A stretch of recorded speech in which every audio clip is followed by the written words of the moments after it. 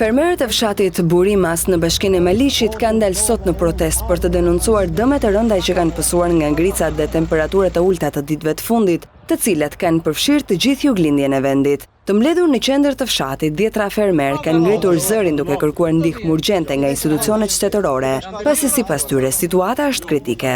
Ata deklarojnë se dëmet në prodhimet bujqësore janë katastrofike dhe arrin deri në 90%, duke goditur më së shumti pemtoret me mollë, qershi dhe kumbulla, të cilat janë burimi kryesor i të ardhurave për familjet e kësaj zone. Edhe 5 dylym kam kumbulla qershi. Dëmi në këtë mund të ketë arritur 90%, deri në 99%.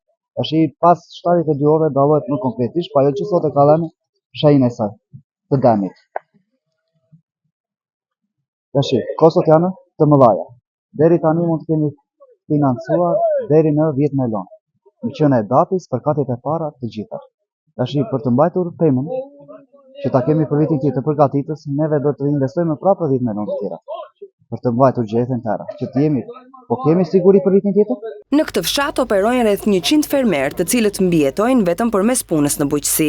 Ata i kanë bërthirrje qeverisë që të ndërhyjë sa më parë dhe të krijojë një mekanizëm funksional sigurimi për prodhimet bujqësore. Përveç kërkesës për dëmshpërblim, fermerët kanë paralajmëruar masa të tjera ekstreme, në rast se nuk do të dëgjohen. Ata kanë vendosur një afat deri më 11 maj për institucionet përkatëse që të reagojnë.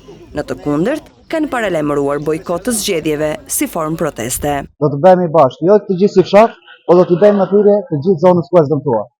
Që në qoftë se nuk u miren masa për t'u hapur para zgjedhjeve një siguracion për bujqësinë, ose nuk e di një ndihmë mund t'i japim për këto ja thjesht vetëm që kemi hedhur shpenzime deri tani, neve do të përfitojmë të gjithë, edhe si fshat, edhe si zonë.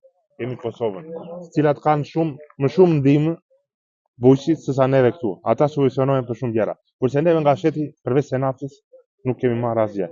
Neve duam të paktën një solucionim nga shteti, na japin një krah, që neve të na bën krah të punojmë. Neve nga shteti s'kemi parë asgjë gjë tani. Ndërkohë, Aurel Zenundllari, specialist i bujqësisë pranë Bashkisë Maliq, shpjegon se është prekur pothuajse e gjithë sipërfaqja. Ndërkohë ai tregon shkallën e dëmit, e cila ndryshon në varësi të kultivarëve, ku ka një dëm deri në 80%. Ndërkaq, përsa i përket zgjidhjes së kësaj situate, ai tregon që kompania e sigurimit nuk e merr përsipër këtë situatë pasi risku është i lartë në qarkun e Korçës për shkak të temperaturave. Ne jemi duke ndjekur sepse dëmi nuk është i përcaktueshëm në një ditë, por duhet ndjekur i gjithë procesi si do të reagojë pema.